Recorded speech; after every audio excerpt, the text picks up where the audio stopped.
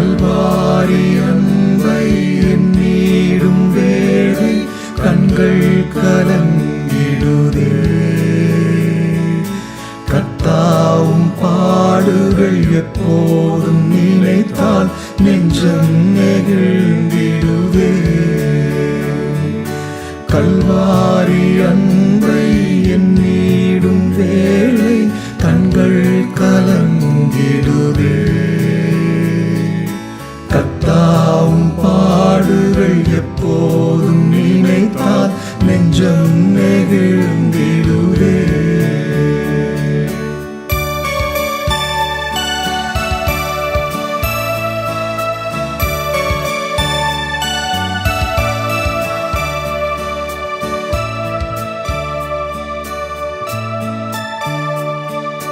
கெத்சமனே பூங்காவினில் கதறி அழும் ஓசை.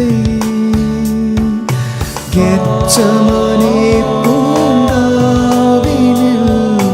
கதறி அழும் ஓசை. எத்திசையும் தோணிக்கின்றதே, எங்கள் மனம் தீகைக்கின்றதே. கண்கள் கலங்கிடுதே. கல்வாரி அன்பை எண்ணீடும் வேளை கண்கள் கலங்கிடுதே. கர்த்தாவும் பாடுகள் எப்போதும் நினைத்தால் நெஞ்சம் நெகிழ்ந்திடுதே.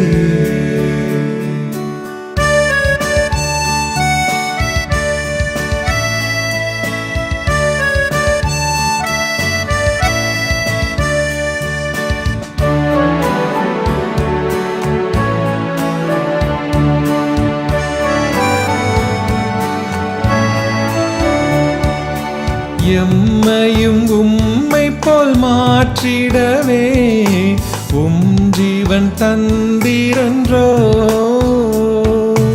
எம்மையும் உம்மை போல் மாற்றிடவே ஜீவன் தந்தீரன்றோ. எந்தனை தாரை மட்டும் தாழ்த்துகின்றேன், தந்து விட்டேன் அன்பின் கரங்களிலே. ஏற்று என்றும் நடத்தும், ஏற்று என்றும் நடத்தும். கல்வாரி அன்பை எண்ணீடும் வேளை கண்கள் கலங்கிடுதே. கர்த்தாவும் பாடுகள் எப்போதும் நினைத்தால் நெஞ்சம் நெகிழ்ந்திடுதே. நெஞ்சம் நெகிழ்ந்திடுதே.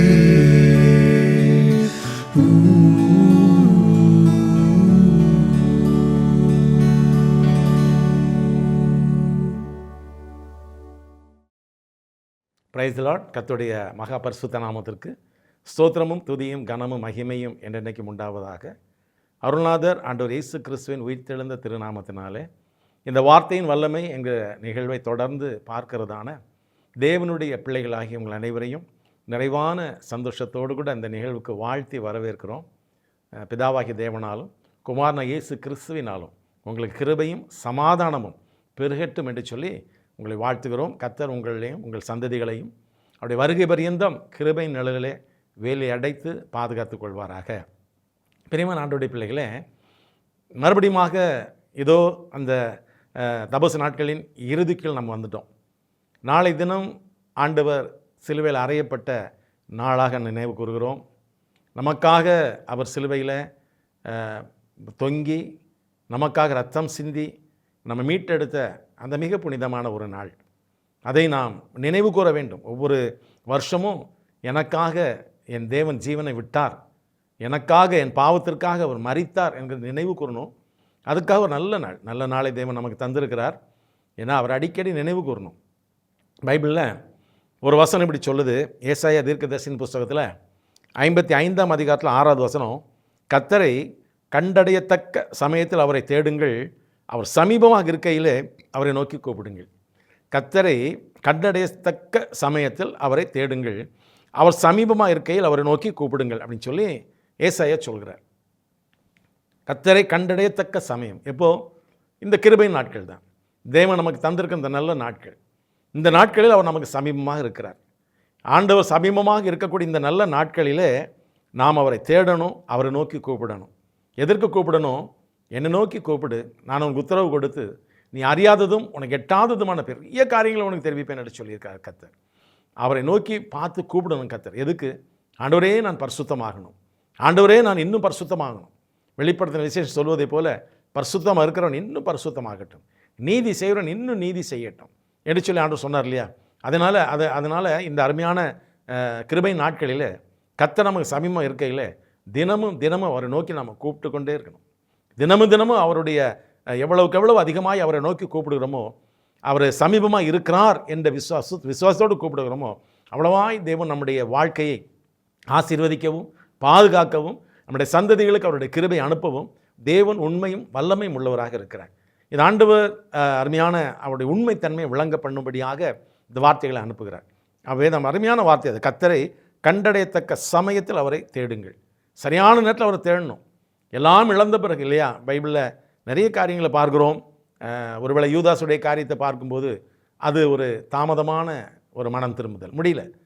இந்த யூதாசால் அதுக்கு பிறகு அந்த கிருபை, அவர் மேலே வைத்த கிருபை நாட்கள் முடிந்த பிறகு அதை தேட முடியல. அதே போல் மிக பிரபலமான ஞானியாகிய அந்த சாலமோன் கூட தேவன் அவரோடு இருக்கிற வரைக்கும் நல்ல பெயர் புகழோடு இருந்தார். அதன் பிறகு அவர் திசை மாறி வழி மாறி கிட்டத்தட்ட அந்நிய ஸ்திரீகள் கிட்டத்தட்ட 100 பேரோடு அவருடைய வாழ்க்கை இருந்தபடினால அந்த ஸ்திரீகளை திருப்திப்படுத்துவதற்காக சாலமோன் வழுகி போனவர் என்று சொல்லி வேத புஸ்தகத்தில் நம்ம வாசிக்கிறோம். பிரியமான ஆண்டவருடைய பிள்ளைகளே, அவர் இப்படிப்பட்ட காரியங்கள் இருக்கிறபடினால அவர் கண்டடையத்தக்க சமயத்தில் அவரை தேடுங்கள், அவர் சமீபமாக இருக்கையில் அவரை நோக்கி கூப்பிடுங்கள். நமக்கு பக்கமாக தான் இருக்கிறாரு. இந்த நாட்களில் எதுக்கும் நீங்கள் ஆண்டவரை நோக்கி கூப்பிடணும். அப்படிப்பட்ட நிகழ்வை இந்த வேத புஸ்தகத்தில் வாசிக்கிறோம். ஏன்னா நம்ம கொடுக்கப்பட்டது ஒரே ஒரு வாழ்க்கை தான், இன்னொரு வாழ்க்கை கிடையாது. நீங்கள் ஆண்டவரை இயேசு கிறிஸ்து இந்த பூமியில் வாழ்ந்த நாட்களில் ஆண்டவருக்கு பிறகு மரியாள் அந்த தாயாருக்கும் அவங்களுடைய தகப்பனாரை யோசேப்புக்கும் பிறந்த மகன் ஒருவர் உண்டு. அவருக்கு பேர் யூதா. நிறைய பேர் உண்டு, அதில் ஒருவர் யூதா. இந்த யூதா ஒரு காலத்தில் அவங்க குடும்பத்தாரோடு கூட சேர்ந்து இயேசு கிறிஸ்து மதி மயங்கி இருக்கிறார் என்று அவரை புரிந்து கொள்ளாமல் அவரை குறித்து சொன்ன ஒரு நபர் தான்.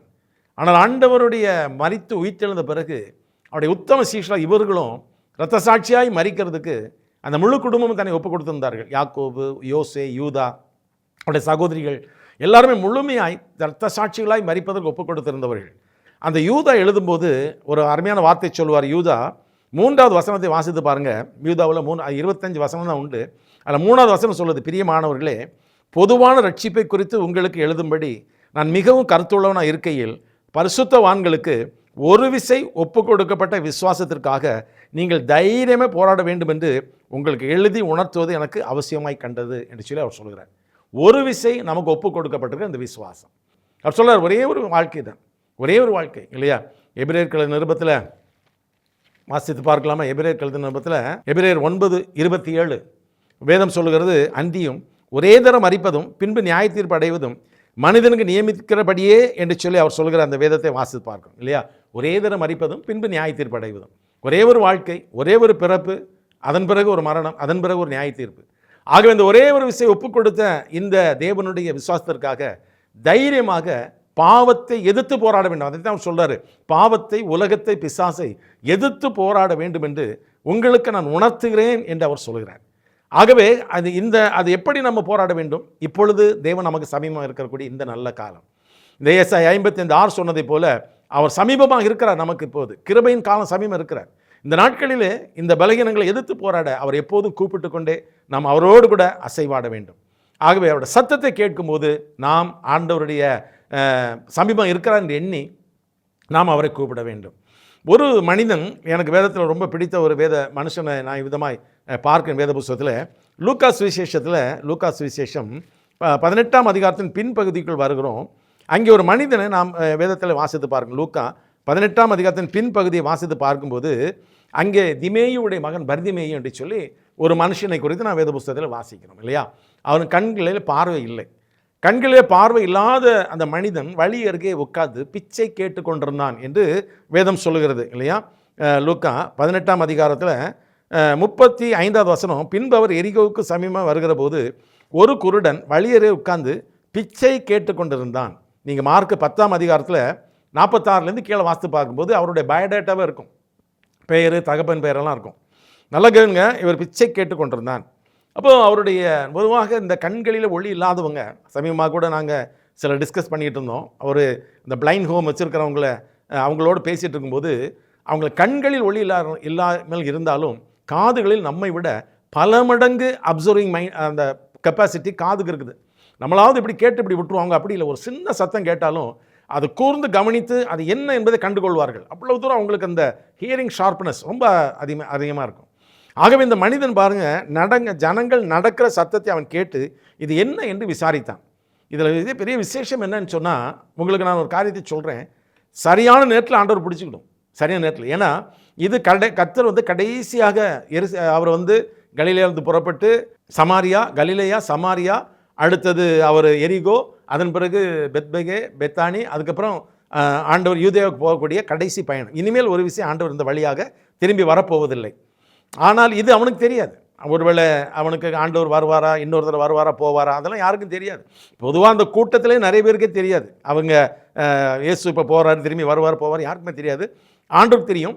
சீஷரோடு கூட அவர் சொல்லி இருந்தால் கூட அவங்களுக்கும் அது சரியாக புரியல. அவங்க ஏதோ ஆண்டவர் போகிறாருன்னு போகிறாங்க. அப்போ அந்த மனிதன் சத்தத்தை கேட்ட உடனே சரியான நேரம் பாருங்கள், அவருக்கு என்ன பண்ணுறாராம்? வேதம் சொல்லுகிறது, ஜனங்கள் நடக்க சத்தத்தை என்னென்று விசாரித்தான். 37வது வசனத்தில் நசரேனாக இயேசு போகிறார் என்று அவனுக்கு தெரிவித்தார்கள். நல்லா கவனிங்க, நசரேனாக இயேசு போகிறார் என்று தெரிவித்தார்கள். நல்லா கவனிங்க, அந்த நாட்களில் நிறைய நசரேயர்கள் அந்த எருசலேமில் இருந்திருக்காங்க. அந்த எஷின்ஸ் என்று சொல்லக்கூடிய அந்த தாவீதுடைய கல்லறைக்கு மேலாக இருந்து வேதத்தை, அவருடைய பிரமாணங்களை அதை மறுபடியுமாக எழுதுகிறவர்களாம் நிறைய பேர் உண்டு. வேத ஆராய்ச்சி செய்கிற ரபிக்கள் உண்டு, நிறைய நசரேயன்கள் உண்டு. அதனால் குறிப்பாக சொல்கிறாங்க, இயேசு எங்க நசரேயன், அவர் போகிறார் என்று சொன்னாங்க. அவங்க சொல்கிற நசரேயனாக இயேசு. ஆனால் அவன் என்ன சொல்கிறான் பாருங்க, அடுத்த உடனே அவனை அப்பொழுது அவன் 37ஆம் வசனத்தில் நசரேயனாக இயேசு போகிறார் என்று அவனுக்கு அறிவித்தார்கள். அப்பொழுது அவன், இயேசுவே தாவீதின் மைந்தன் எனக்கு இறங்கும் என்று சொல்லி கூப்பிட்டான். அவன்கிட்ட சொன்னது நசரேயனாக இயேசு போகிறார்.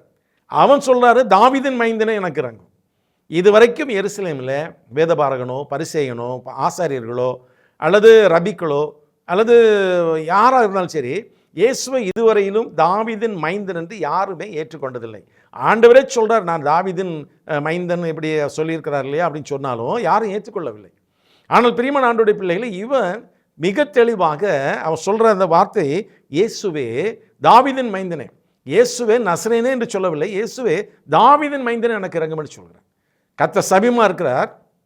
சரியான ஆண்டவருடைய அந்த அழைப்பை ஆண்டவருடைய வம்சாவளியை சொல்லி அவர் அழைக்கிறார். ஏன்னா இந்த ரோமர்கள் நிருபம் 1ஆம் அதிகாரத்தை திருப்பி ரோமர்கள் நிருபம் 1ஆம் அதிகாரம் 5வது வசனம் என்று நினைக்கிறேன், நம்ம வாசித்து பார்க்கும்போது வேதம் சொல்லுகிறது. ஆமாம், ரோமர் 1:5 மாம்சத்தின்படி தாவீதின் சந்ததியில் பிறந்தவரும் பரிசுத்தமுள்ள ஆவியின்படி தேவனுடைய சுதன் என்று மரித்தோர்ந்து உயிர்த்தெழுந்ததனாலே பலமாய் நிரூபிக்கப்பட்டவருமான தேவகுமாரனாக இருக்கிறார். மாம்சத்தின்படி தாவீதின் சந்ததியில் பிறந்தார் என்று சொல்லி ரோமர்கள் நிருபத்தில் பவுல் எழுதுகிறார்.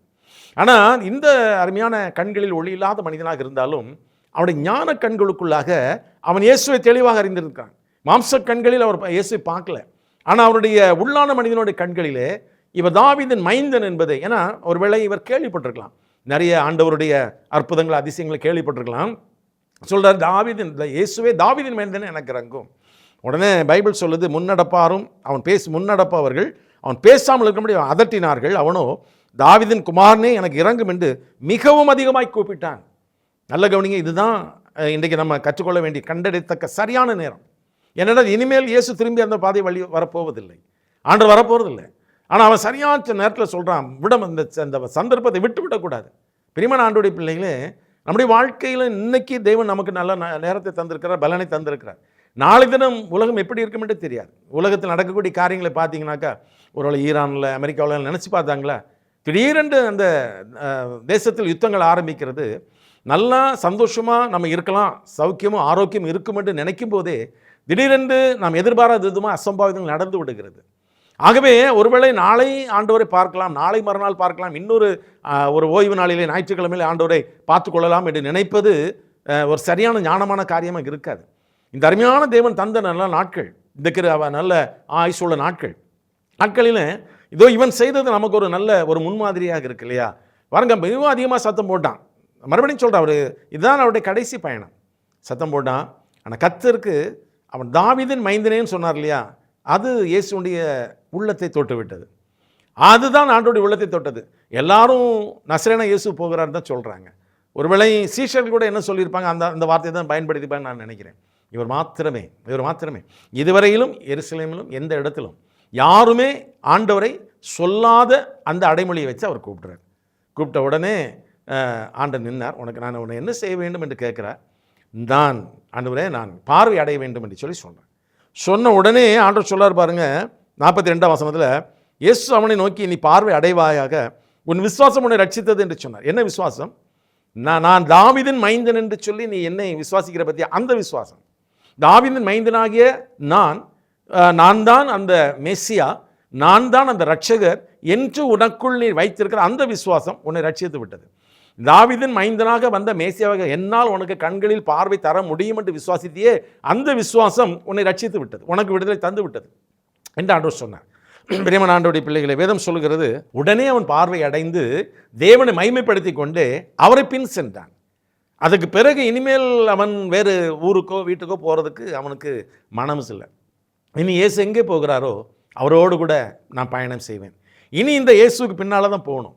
எனக்கு இவ்வளவு அற்புதங்களை செய்தார், இவ்வளவு விடுதலை கொடுத்தாரே, இனி இவரை விட்டு நான் எங்கே போக முடியும்? என்ன நடந்தாலும் சரி, வாழ்ந்தாலும் இயேசுவுக்கு, நான் மரித்தாலும் இயேசுவுக்கு என்று சொல்லி ஆண்டவரை அப்படியே பின்பற்றி சென்றார். ஆண்டவர் திடீர்னு பின்னால் போகிற எல்லாரையும் வாங்கன்னு சொல்லி கூப்பிட்டு போயிட மாட்டார் ஆண்டவர். அவருக்கு தெரியும் யார் யார் என்னை பின்பற்ற வேண்டும் என்று ஆண்டவர் தெரியும். அப்படிப்பட்ட ஒரு பட்டியலில் நீங்கள் நானும் இருக்கிறோம். ஆண்டவர் பின்பற்றி ஆண்டவர் நம்ம மூலமாக மகிமைப்பட வேண்டும் என்று ஒரு திட்டம் வைத்திருக்கிறபடினால்தான் கர்த்தர் இன்றைக்கும் நமக்கு சமீபமாக இருக்கிறார். ஆக அவருடைய திட்டத்தை நிறைவேற்ற அவரை பின் செல்ல வேண்டியது நம்முடைய கடமை.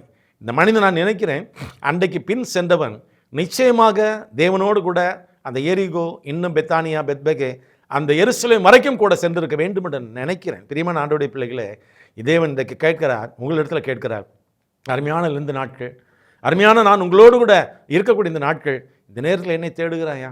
நீ என்னை கண்டடையத்தக்கதான அந்த விசுவாசத்தோடு என்னை தேடுகிறாயா? இதை கர்த்தர் நம்மிடத்தில் கேட்கக்கூடிய ஒரு அருமையான கேள்வி. இதற்கு அடுத்தபடியாக நிறைய காரியங்கள் இருந்தாலும் ஒரு முக்கியமான நபரை நான் உங்களுக்கு காண்பிக்க ஆசைப்படுகிறேன். கர்த்தரை சரியான நேரத்தில் கண்டடைந்த இன்னொரு மனிதனை நான் உங்களுக்கு காண்பிக்க ஆசைப்படுகிறேன். பிரியமான ஆண்டவருடைய பிள்ளைகளே, வேத புஸ்தகத்தில் ஆண்டவராகிய இயேசு கிறிஸ்து சிலுவையில் மரிப்பதற்காக அவரை அழைப்பதற்கு கெத்செமனே தோட்டத்திற்கு அந்த சூழ்நிலை பயங்கரமான ஒரு பரபரப்பான சூழ்நிலை இருக்கிறபடினால இந்த ஏரோது, இந்த பிரதான ஆசாரியர்கள், யூத ஜனங்கள் எல்லாரும் சேர்ந்து இந்த ராயின் இடத்துல, எங்களுக்கு எருசலேம் முழுவதும் பயங்கரமான கலவரம் இருக்கும், பயங்கரமான கூட்டம் இருக்குது, பல லட்சம் ஜனங்கள் இருக்கிறாங்க, அதனால் எந்த கலவரமும் வந்து விடாதபடிக்கு இவரை மிகவும் பாதுகாப்போடு அழைத்து போவதற்கு ஒரு திறமையான அதிகாரி அனுப்பணும்னு சொல்லும்போது, அருமையான பிலாத்து ஒரு நல்ல ஒரு அனுபவம் உள்ள ஒரு அதிகாரியை அனுப்புகிறார். அவர் வந்து இந்த கெத்செமனே தோட்டத்தில் அந்த யூதாஸ் முத்தம் கொடுத்த உடனேயே இவரை இயேசு அவன் பிடித்து கொள்கிறான். ஏன்னா எப்பவுமே அந்த குற்றவாளி ஒருவனை பிடித்த உடனேயே அவங்க கையில் நிற்க மாட்டான், எப்படியாவது தட்டிட்டு ஓடணும், எப்படியாவது அந்த இடத்துல திமிரிட்டு ஓடணும், தப்பிப்பதற்கு வழி பார்த்து பயங்கரமாக போராடுவான். ஏன்னா அந்த குற்றவாளி பராக்கிரமசாலியாக, சரீரத்தில் ஆரோக்கியம் உள்ளவனாக இருப்பான், போர் சேவரோடு பயங்கரமாக போராடுவான். அந்த இடத்துலையும் அவனை அடித்து, அந்த இடத்துலையும் அவனுடைய கைகள் காலில் விலங்கெல்லாம் போட்டு தான் கூட்டிகிட்டு போகணும். ஆனால் இயேசுவை இவர் பிடித்த உடனேயே வேதம் சொல்கிறபடி, அதாவது சத்தமில்லாத ஆட்டுக்குட்டி போல் போகிறார். ஏசு 53ஆம் அதிகாரத்தில் வாசிக்கிறோம் இல்லையா, அவர் அமைதியாக கூட போகிறார். அதுவும் விசேஷமாக சொல்லிங்கன்னா, யோவானில் பார்க்கும்போது பைபிள் சொல்லுது, ஆண்டவர் வந்து யாரை தேடுறீங்கன்னு கேட்குறார். நசரேயனான இயேசுவை தேடுறோன்னு சொல்கிறாங்க. நான் தான் ஆண்டவர் சொன்ன உடனே இவங்களாம் கீழே விழுந்துடுறாங்க, எல்லாருமே கீழே விழுந்துடுறாங்க. மறுபடியும் அப்படியே சுதாரிச்சுட்டு எல்லாரும் ஏறினாங்க. அப்போ கேட்குறாரு, யாரை தேடுறீங்க? நசரேயனான இயேசுவை. அப்போ ஆண்டவர் சொல்கிறார், என்னை தேடுறதா இருந்தால் இவங்களை விட்டுருங்க, என் சீஷர்களை இவங்களை விட்டுருங்க, என்னை தேடுறதா இருந்தால் இவங்களை விட்டுருங்கன்றார். உடனே சரியாக ஆண்டவர் பிடிக்கிறாங்க. ஆனால் அந்த நேரத்தில் இந்த 100க்கு அதிபதி ஒரு காரியத்தை பார்க்கிறார். என்ன, இவர் வந்து அமைதியாக கூட போகிறார். இவங்க எங்கே கொண்டு போகணும்? முதல்ல பிரதான ஆசிரியர்கிட்ட கொண்டு போகிறாங்க, அமைதியாக போகிறாரு. அவர் கேட்குற கேள்விக்கெல்லாம் பதில் சொல்கிறாரு. அங்கிருந்து நேராக ஏரோதுகிட்ட கூப்பிட்டு போகிறாங்க, அங்கே போகிறாரு, அவர் கேட்குறதுக்கு பதில் சொல்கிறாரு. பிலாத்துகிட்ட கூப்பிட்டு போகிறாங்க, அவர் பதில் சொல்கிறார். எந்த மறுத்தரமும் சொல்லலை, அமைதியாக அழகாக நல்ல ஒத்துழைச்சு. இந்த நூற்றுக்கு அதிபதி வேலையே இல்லை. ஆனால் இவங்க சொன்னது பயங்கரமான கலவரம் நடக்கும் அப்படின்னு சொல்கிறாங்க.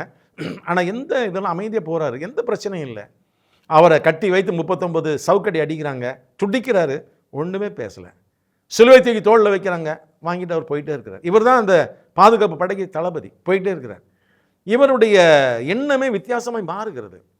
என்ன இவர் இவ்வளோ அருமையாக இவர் இந்த சூழ்நிலையில் ஒன்றுமே பேசாமல் இருக்கிறாரு. ஏன்னா பிலாத்து கேட்கும்போது கேட்பார், இவ்வளோ குற்றம் அவன்கிட்ட குற்றப்படுத்துகிறாங்களே, அந்த குற்றப்படுத்த நீ ஒன்றும் பதில் சொல்லலையா அப்படின்னு சொல்கிறதுக்கு இயேசு பேசாமல் இருந்தார். அவர் அமைதியாக இருந்தார், ஒன்றுமே பதிலே சொல்லலை. ஏன்னா நான் நிரபராதி, அது அப்படி இப்படின்னு எல்லாரும் அந்த குற்றவாளிகள்லாம் சொல்லி தன்னுடைய நிலைமையை சொல்லி என்னை விடுவிக்கிறதுக்கு அதை செய்யுங்க இதை செய்யுங்க ஏதோ கேட்பாங்க. அவர் ஒன்றுமே சொல்லலை, அமைதியாக இருந்தார். இந்த மனிதனால் ஒரே குழப்பம் இருக்கு. இப்போ பாருங்கள், அந்த அமைதி ஒரு பெரிய பராக்கிரமசாலியை பலகீனமானவன் மாற்றிட்டு.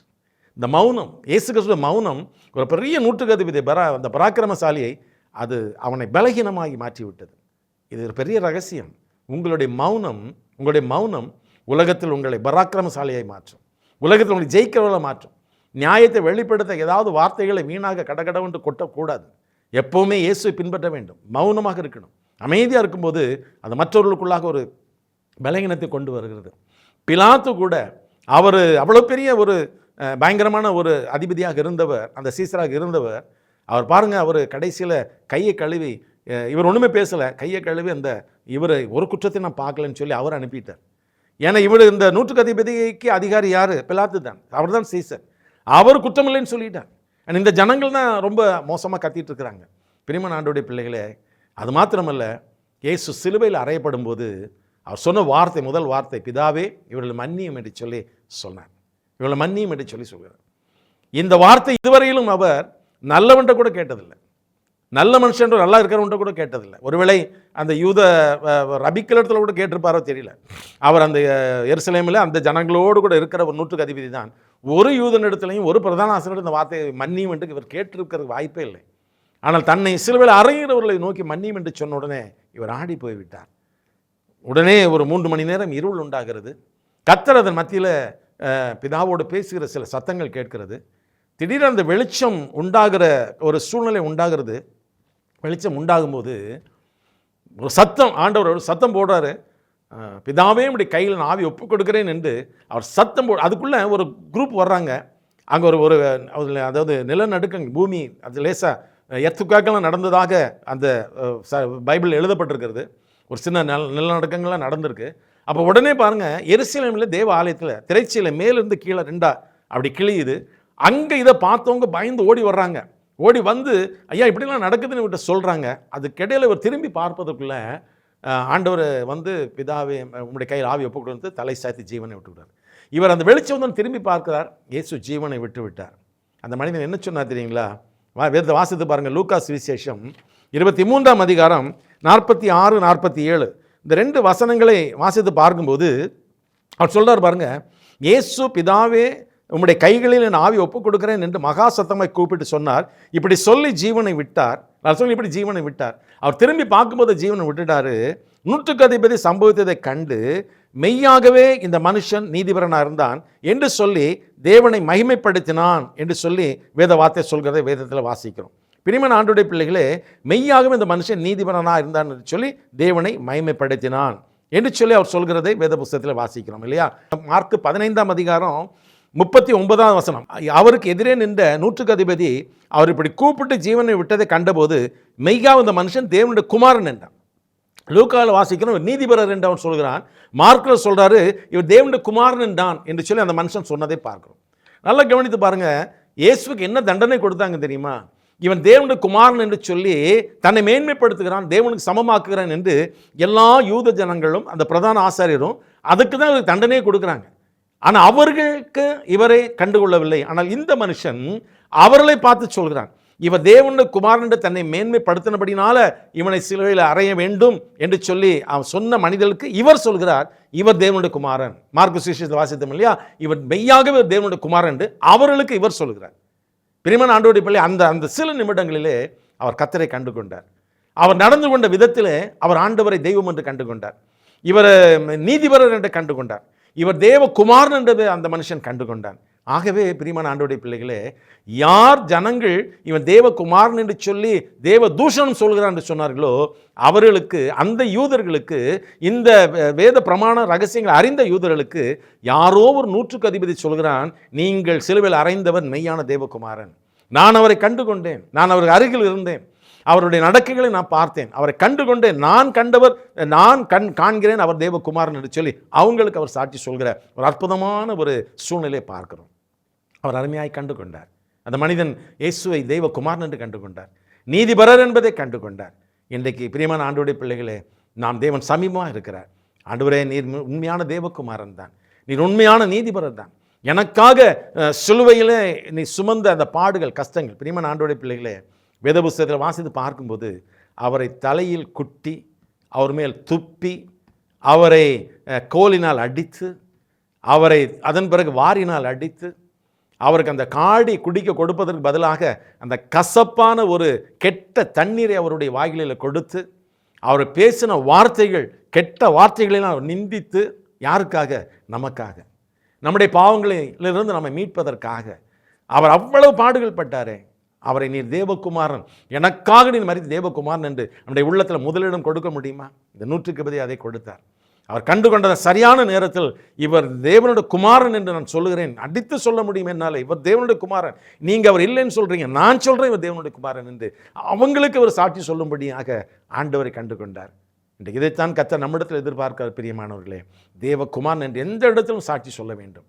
என்னுடைய இரட்சகர் வானத்தை பூமி படைத்த தேவனுடைய குமாரன் என்று எந்த சூழ்நிலையிலும் நாம் அவருக்கு சாட்சியாக நிற்க வேண்டும் என்று கர்த்தர் விரும்புகிறார். அதற்காக தான் சொன்னார், இந்த ஜனத்தை எனக்கென்று ஏற்படுத்தி இருக்கிறேன், என் துதியை சொல்லி வருவார்கள். இந்த மாலை வேளையில் கொஞ்சம் யோசித்து பாருங்கள், சரியான நேரம், இந்த நாட்கள் அருமையான நாட்கள், சரியான நேரம், கண்டடையத்தக்க சரியான நேரத்தில் மறுபடியும் வாசிக்கலாம். ஏசாயா தீர்க்கதரிசியின் புஸ்தகத்தில் 55ஆம் அதிகாரம் 6வது வசனத்தை வாசித்து பார்க்கும்போது அங்கே ஏசாயா அருமையான ஒரு ஆலோசனை கொடுக்கிறார். கர்த்தரை கண்டடையத்தக்க சமயத்தில் அவரை தேடுங்கள், அவர் சமீபமாக இருக்கிற அவரை நோக்கி கூப்பிடுங்கள், சமீபமாக இருக்கிற அவரை நோக்கி கூப்பிடுங்கள். அவர் சமீபமாக இருக்கிறார். இன்றைக்கு நல்ல சமீபமாக இருக்கிறார், கூப்பிடுங்கள். ஜெபிப்போமா? நல்ல தகப்பனை நன்றியோடு துதிக்கிறோம். நீர் மெய்யாகவே தேவகுமாரன். அன்றைக்கு இருந்த ஜனங்கள் நீர் தேவகுமாரன் என்று சொன்னபோது அது தேவ தூஷணம் என்று சொன்னார்கள், சிறுவையில் அறைந்து விட்டார்கள். ஆனால் அருகில் நின்ற 100க்கு அதிபதி அந்த ஜனத்திற்கே சொல்லிக் கொடுக்கிறான், நீங்கள் அறைந்தவர் மெய்யாகவே தேவகுமாரன், தவறு செய்து விட்டீர்கள், அவரை தண்டித்து விட்டீர்கள், இனிமேல் அந்த பழி உங்களுக்கு வரும் என்பதை அவள் கண்டுகொள்ளும்படியாக இந்த மனிதன் பேசுகிறான். அப்பா, இந்த நாளில் எங்களுக்கு நல்ல சந்தர்ப்பத்தை தந்திருக்கிறீங்க, சமீபமாக இருக்கிறீங்க. இந்த நாளிலும் நாங்கள் உம்மை விட்டு விலகி விடாதபடி உம்மை தேடி இதயத்தில் இடம் கொடுத்து தொடர்ந்து உம்முடைய நித்திய ஜீவனுக்குடைய வாழ்க்கை வாழத்தக்கதான கிருபைகளை தருவீராக. இந்த ஆண்டிலும் இந்த லந்த நாட்கள் முழுவதுமாக, தபசு நாட்கள் முழுவதும் எங்களோடு கூட பேசியிருக்கிறீர். நிறைய செய்திகளை நாங்கள் அறிந்து கொள்ள உதவி செய்தீர், சத்தியங்களை கேட்க உதவி செய்தீர், ரகசியங்களை கேட்க உதவி செய்தீர். எல்லாம் கேட்ட காரியங்களை அப்படியே நாங்கள் மறுபடியும் நினைவு கூர்ந்து உமக்கு பிரியமாய் வாழ ஒவ்வொரு கிருபை தரும்படியாக ஜெபிக்கிறோம். வரும் நாட்களில் உம்முடைய உயிர்த்தெழுதலே நிறைவான சந்தோஷத்தோடு கூட குடும்பமாக ஆண்டவரே சந்தோஷப்பட்டு மகிழ்ந்து உயிர்த்தெழுந்த தேவனுக்கு எங்களுடைய உள்ளங்களிலும் இல்லங்களிலும் இடம் கொடுக்க நீர் ஒவ்வொருவரையும் நீர் உம்முடைய ஞானத்தினால் நிரப்பும்படியே ஜெபிக்கிறோம். உம்முடைய கிருபைக்கு நன்றி செலுத்துகிறோம். இயேசுவின் மூலமாக எங்களை அர்ப்பணிக்கிறோம் நல்ல பிதாவே. ஆமேன், ஆமேன், ஆமேன். பிரியமானவர்களே, இந்த நல்ல நாட்களை அவரை பற்றி பிடித்துக் கொள்ளுங்கள். God bless you all.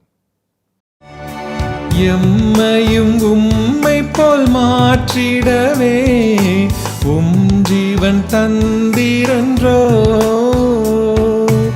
எம்மையும் உம்மை போல் மாற்றிடவே ஜீவன் தந்தீரன்றோ, எந்தனை தாரை மட்டும் தாழ்த்துகின்றேன், தந்து விட்டேன் அன்பின் காரங்களிலே, ஏற்று என்றும் நடத்தும், ஏற்று என்றும் நடத்தும். கல்வாரி அன்பை எண்ணிடும் வேளை கண்கள் கலங்கிடுதே, எப்போதும்